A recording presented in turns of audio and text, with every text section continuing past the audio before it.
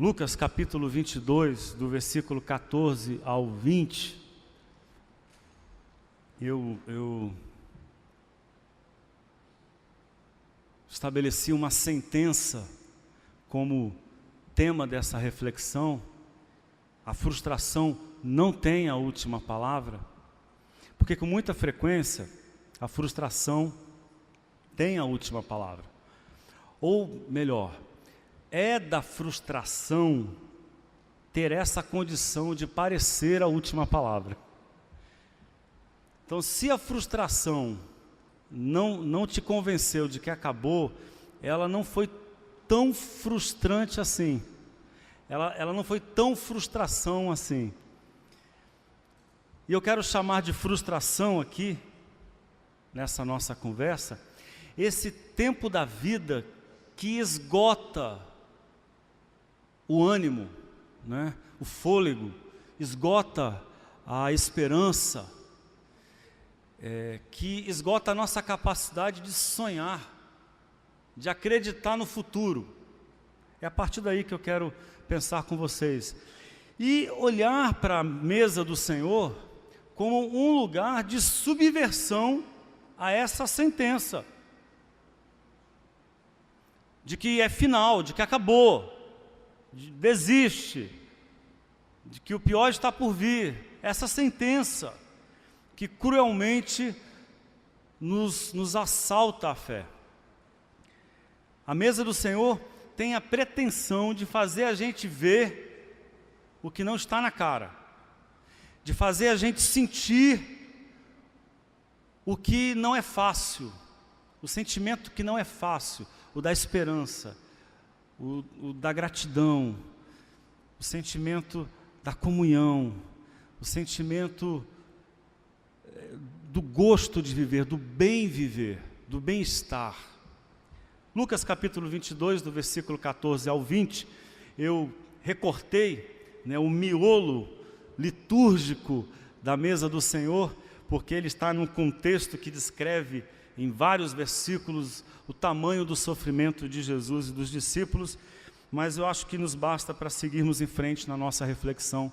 Você pode acompanhar comigo. Eu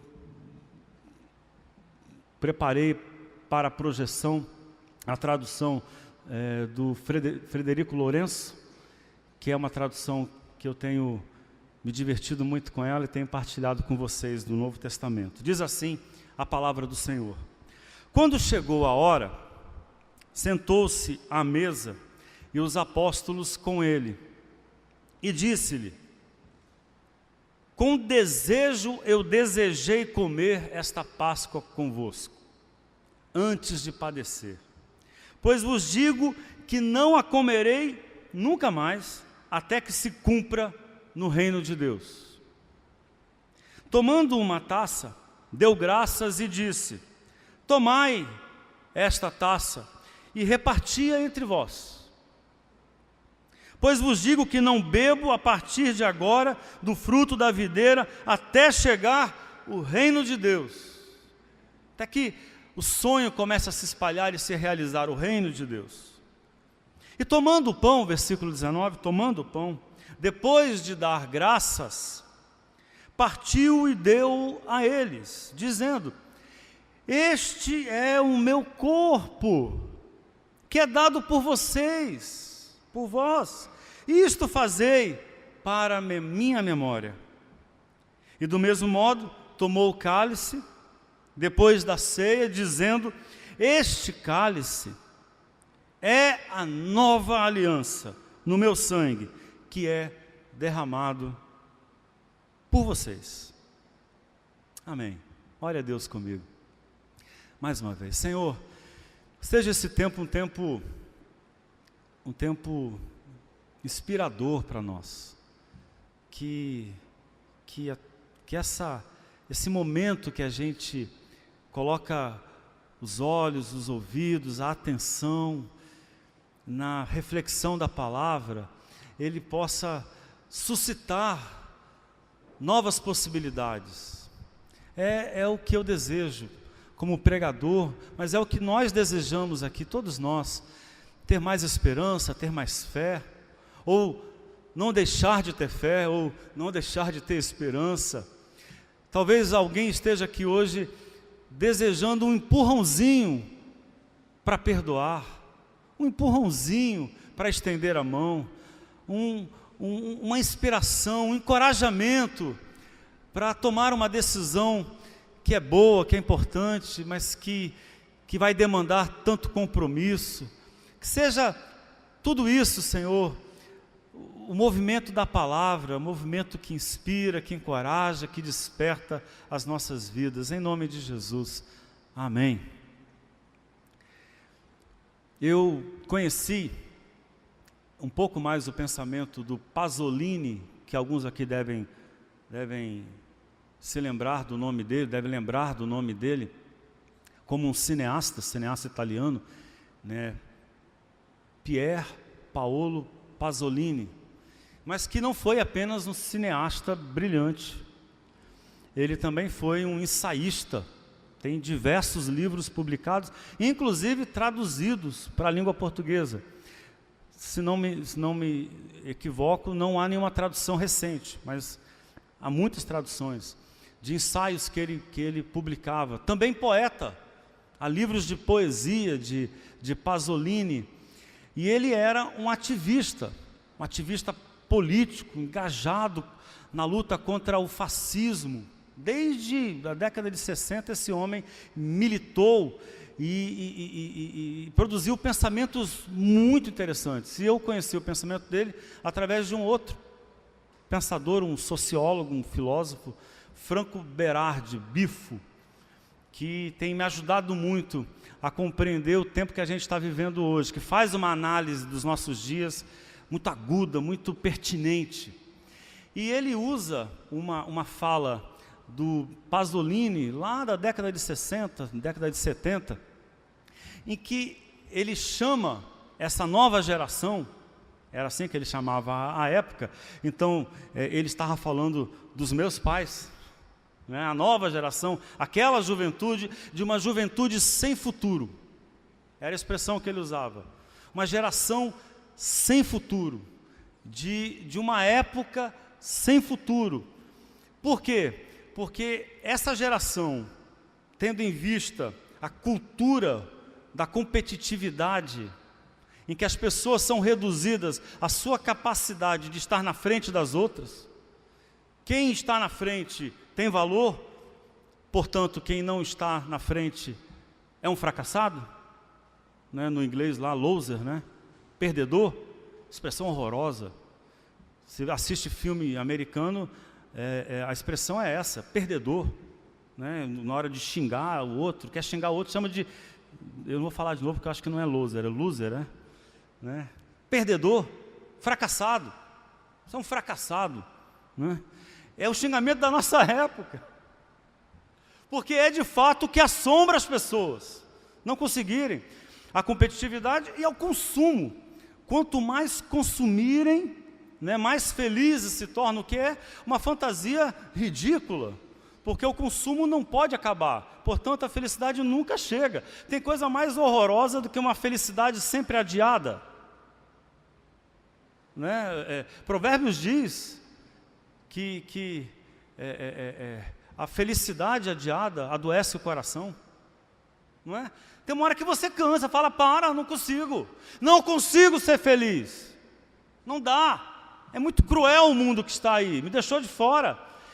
E eu olho para o que cerca os discípulos, e ouso dizer que aqueles eram discípulos sem futuro. Aquela mesa que Jesus reúne os discípulos, ela tinha esse contexto. A casa está caindo, o mundo deles está desmoronando. Eles estão perdendo a capacidade de acreditar, de fazer plano. É um índice de adoecimento profundo do coração, perder a capacidade de fazer planos.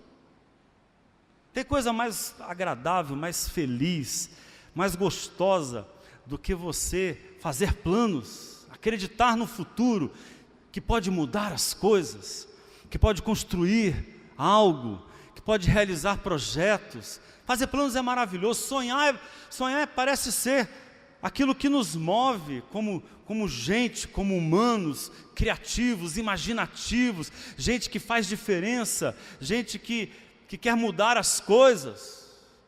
Aqueles discípulos vivem um contexto assim, um contexto de gente sem futuro, de gente sem perspectiva.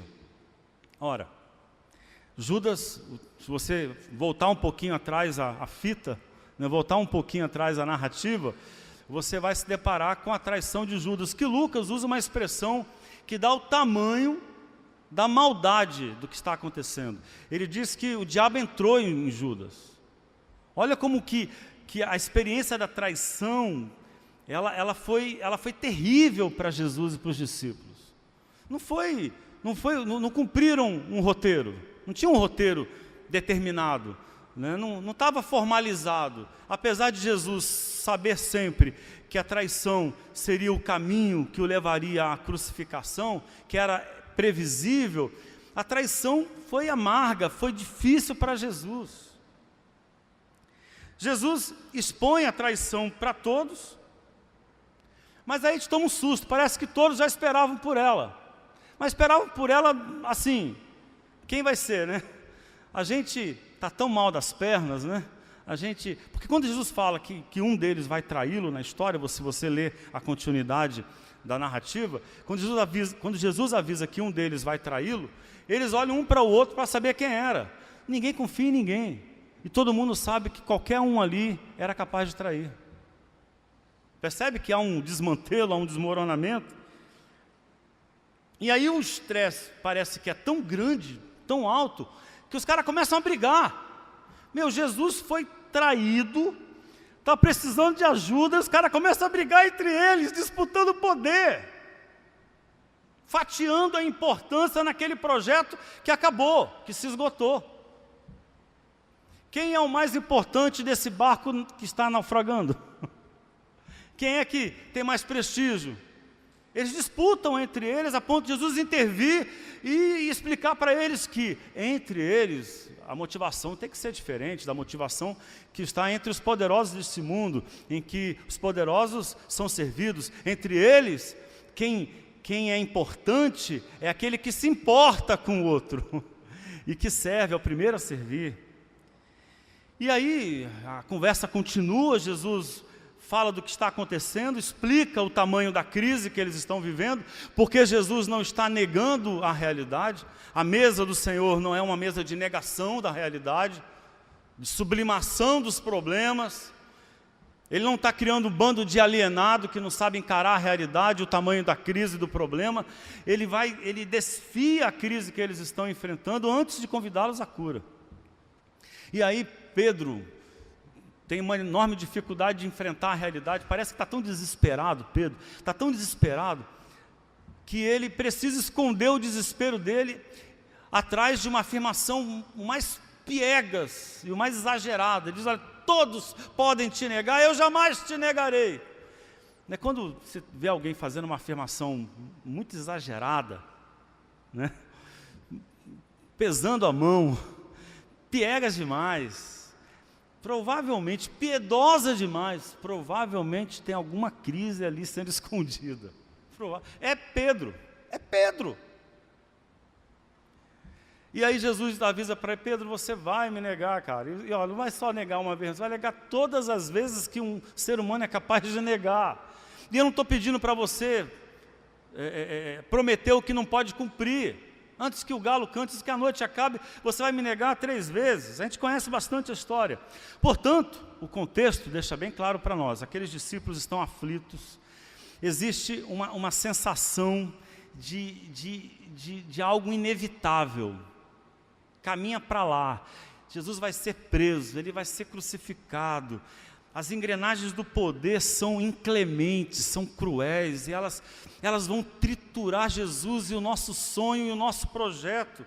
E aí é que surge a mesa, desejada, muito desejada por Jesus. Vocês perceberam a graça da tradução que eu li? Que ele diz assim: eu desejei com desejo essa última Páscoa. Nas traduções, nas versões que a gente está acostumado com elas, diz: desejei ardentemente, não é? Desejei ardentemente cear com vocês. Aqui o tradutor foi literal, porque o verbo ali é epitomia. Epitomia é o mesmo verbo usado, a mesma palavra usada para falar dos desejos carnais inclementes, incontinentes, que estão inimigos da santidade lá pelas cartas dos apóstolos. Epitomia é esse desejo forte, profundo. E aí Jesus diz, eu desejei com desejo, desejei com todas as minhas forças esse momento. Por quê? Porque parece haver ali um plano de salvação para os discípulos naquela mesa. Jesus coloca naquela mesa e na conversa que eles terão, uma chance de salvação da fé. Portanto, a ceia do Senhor, que hoje nós imitamos e celebramos, ela nasce como uma vivência de renovação da fé, como um exercício de resistência, porque os dias são terríveis, desses que roubam a nossa perspectiva de futuro. Portanto, o que fizemos hoje é repetir um exercício de resistência. A ceia do Senhor é isso, no pão partido, no cálice compartilhado, eu e você somos convidados a resistir no dia mau. A ceia do Senhor foi feita para os fracos, para os cansados, para aqueles que estão sensibilizados, tocados, para gente sofrida, gente dolorida, gente que está seguindo em frente, mas está difícil, para você, não é? Para mim, em tantos momentos da nossa vida, talvez hoje. E aí eu gostaria de fazer duas afirmações sobre esse exercício de resistência que Jesus faz com os discípulos. Primeiro, a esperança é a insistência em outra versão para uma história frustrante. A história é ruim. Quem conta essa história sem se iludir, diz que ela é ruim. Diz que Jesus vai ser calado, preso, torturado, humilhado e cruelmente assassinado, injustamente assassinado pelos poderosos desse mundo. Quem conta a história diz, é isso que está acontecendo. Mas aí Jesus, ele utiliza os elementos que estão ali como um alquimista da fé, um alquimista da graça. Ele usa os elementos, ele mistura os elementos que estão na mesa, dos sabores e da linguagem daquele ritual da Páscoa. O ritual existia, o pão dava-se graças por ele, o cálice era bebido no ritual da Páscoa, era isso que acontecia no ritual do culto. E Jesus pega essa linguagem, junto com os sabores que estão à mesa, e convida os discípulos a exercerem a fé como resistência, a mais imaginativa, a verem o que eles não estão conseguindo ver,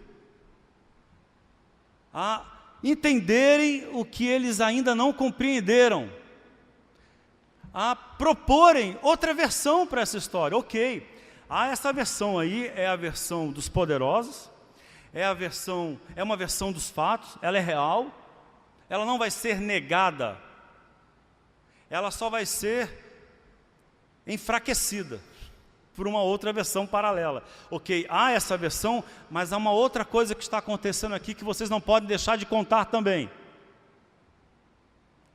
Há um outro movimento aí entre nós que vocês não estão vendo e que precisam enxergar.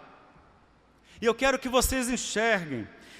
E aí Jesus utiliza os elementos da ceia, o pão e o cálice, para esse exercício imaginativo da fé, de ver o que a gente tem dificuldade de enxergar. Com o pão partido, Jesus quer que seus discípulos vejam mais que sua morte. A morte, ela vai acontecer. E vai ser terrível assistir o que vocês vão ver. Por isso ele avisou para Pedro, Pedro, Nem precisa prometer isso tudo, porque você não vai aguentar. Vai ser muito ruim o que você vai ver. O que está para acontecer vai dispersar vocês. Vocês vão ficar apavorados, vão ficar com essa sensação de fim de mundo, fim de linha, de exaustão, né, de esgotamento completo, de perda de futuro, de perspectiva de futuro melhor, de perda dos sonhos. É o que vocês vão ver. Agora, mais do que a morte, ele toma o pão e reparte com eles. Ele diz, mais do que a morte, vejam que sua vida, a minha vida, foi uma entrega amorosa de mim mesmo para o mundo. Vocês vão ver a morte, mas mais do que a morte, vejam o que eu vivi, que gente eu fui entre vocês, que humanidade eu ofereci a vocês, e a minha vida, é isso que vocês têm que ver. É nisso que vocês precisam colocar os olhos. É isso que vocês não podem perder de vista. A minha vida foi entrega de mim mesmo ao mundo. Isto é meu corpo, e eu dei ele a vocês. Vejam isso. E aí eles são convidados a comer o pão como quem partilha, como quem experimenta a vida de Jesus. É Rubem Alves que usa uma figura inusitada para falar da ceia do Senhor, que é a da antropofagia, o canibalismo. O canibalismo, a antropofagia, apesar de ser fazer parte de uma cultura rudimentar, estranhíssima para todos nós, né, o canibalismo não era uma atitude de violência, né, as culturas antigas, e até aquelas que ainda sobrevivem hoje e que usam do canibalismo como prática, tem um significado espiritual, né? Comer o corpo daquele que morreu é guardá-lo em si mesmo. E é claro que ninguém está propondo aqui canibalismo. É óbvio, né, irmãos?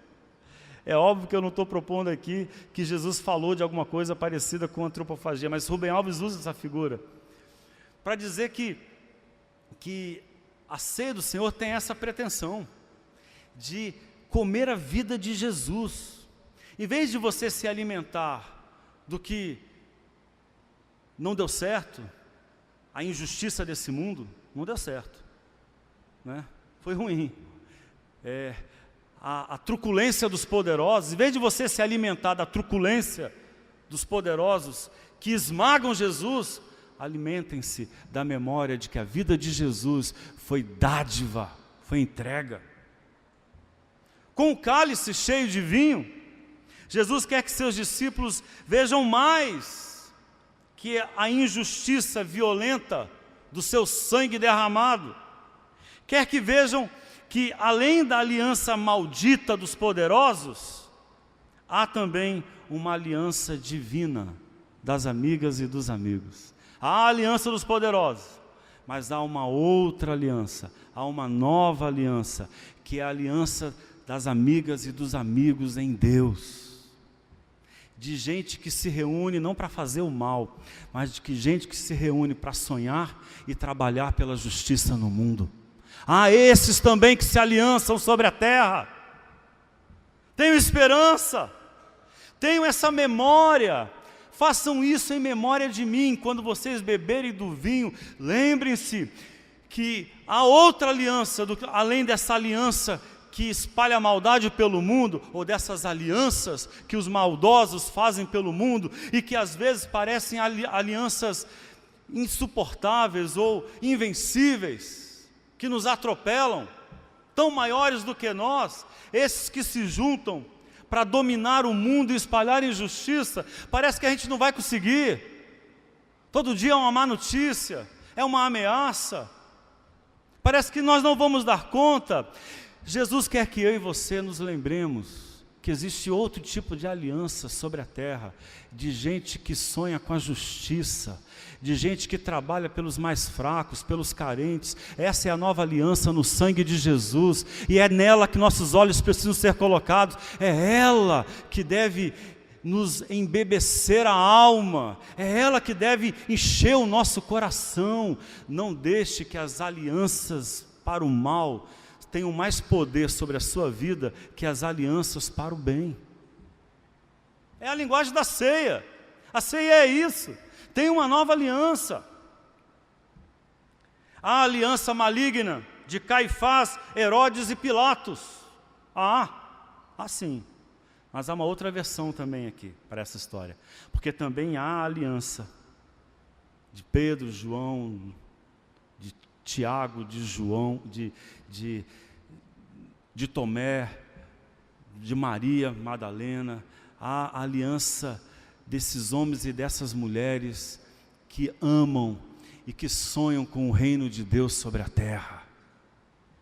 E é essa aliança que deve alimentar o nosso coração. Há uma música do Chico Buarque, que a gente conhece bastante bem. Ela se tornou um hino da resistência no período mais terrível da ditadura militar no Brasil. Imagino que na década de 70, o Márcio deve saber disso melhor do que eu, que é a música Cálice. E foi uma época em que muitos estavam presos, vinham sendo torturados, alguns desaparecidos, outros já se sabiam assassinados. E Chico faz essa música e ela é brilhante, porque ele parece reproduzir a mesma subversão de Jesus.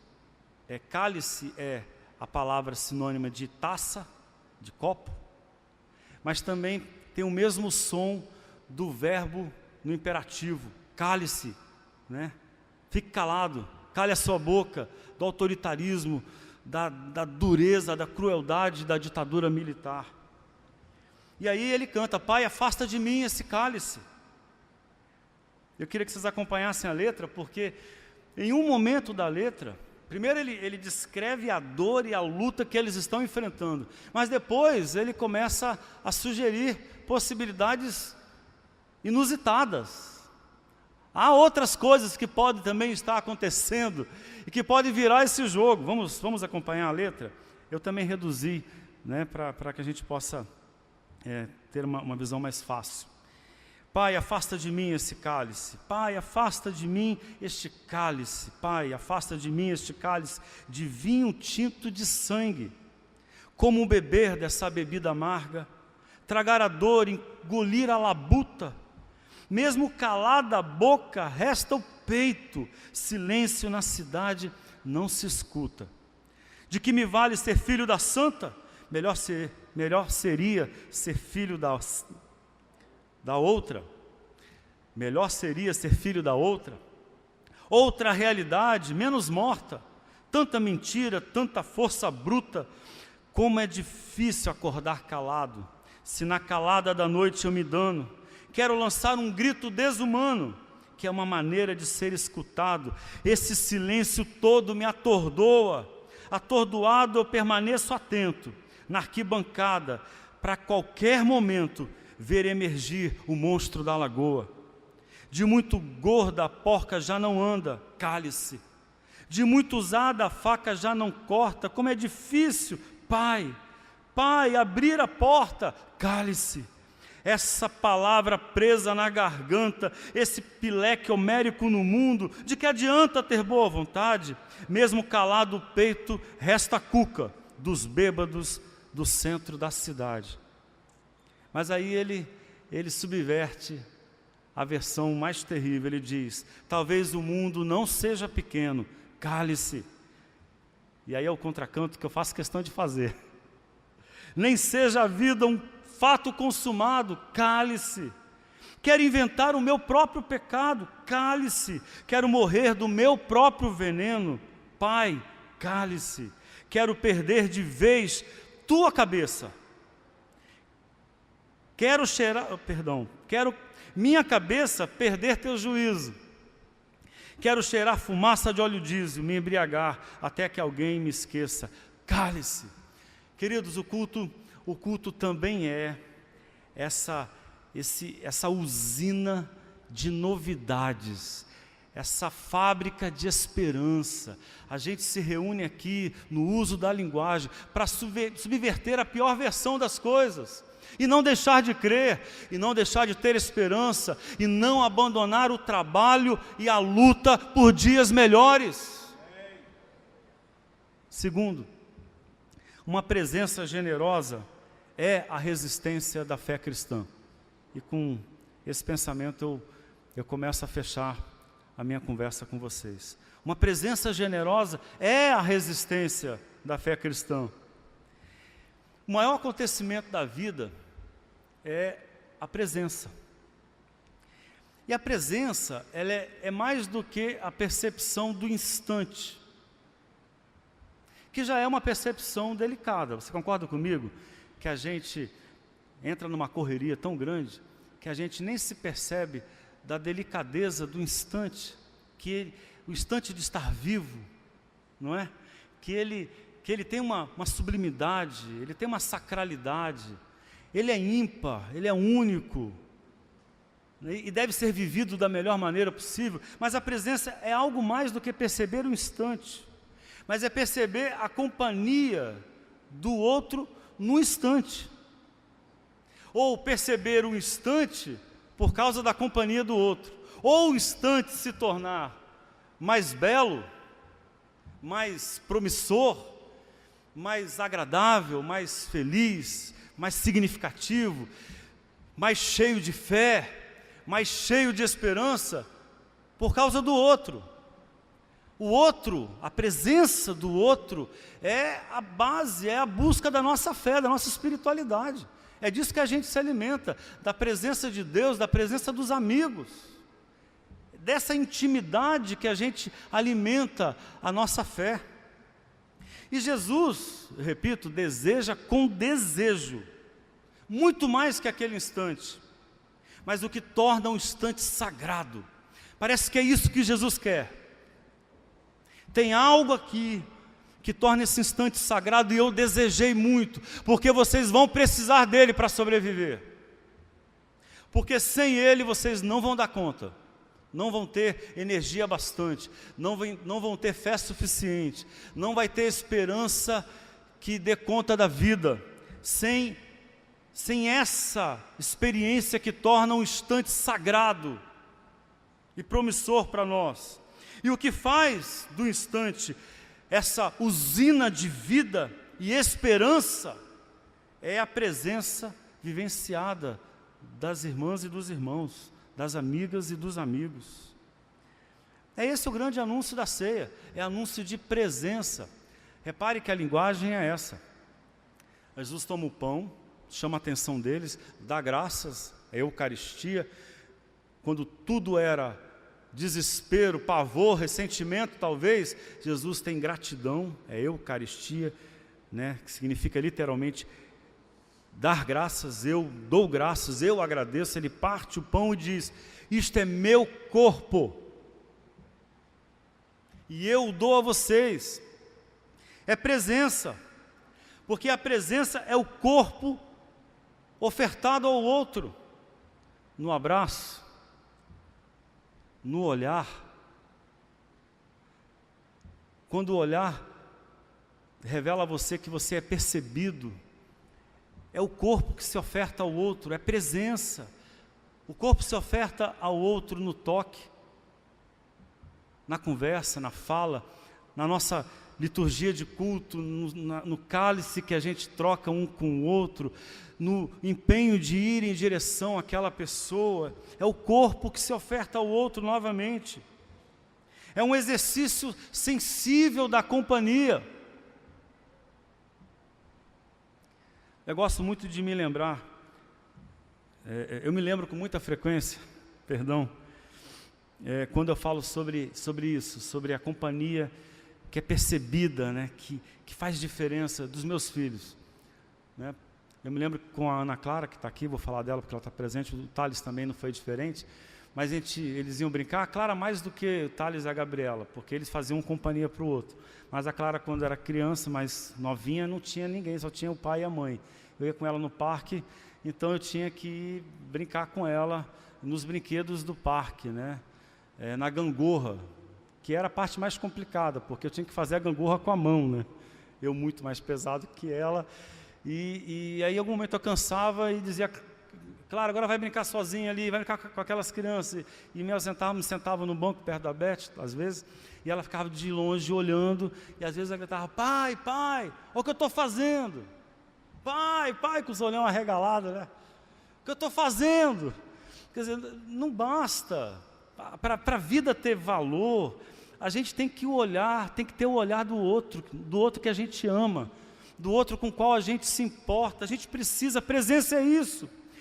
Então, Jesus não cria uma memória qualquer ali para os discípulos, não é qualquer memória que Jesus está criando, não é a memória de uma doutrina, não é a memória de uma instituição ritual, de uma liturgia, a memória que Cristo está ofertando aos discípulos é a memória do seu corpo, da sua presença, da comunhão,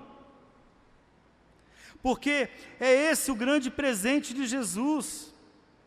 O grande presente de Jesus para os seus discípulos não foram os discursos que ele fez, que foram maravilhosos. O grande presente de Jesus para os discípulos não foi a nova doutrina que ele propôs, que foi promissora. O grande presente de Jesus para os discípulos foi a sua presença, foi viver entre eles com corpo, porque nada é mais divino do que Deus entre nós, com corpo, com presença em Jesus. É essa a memória que os discípulos precisam.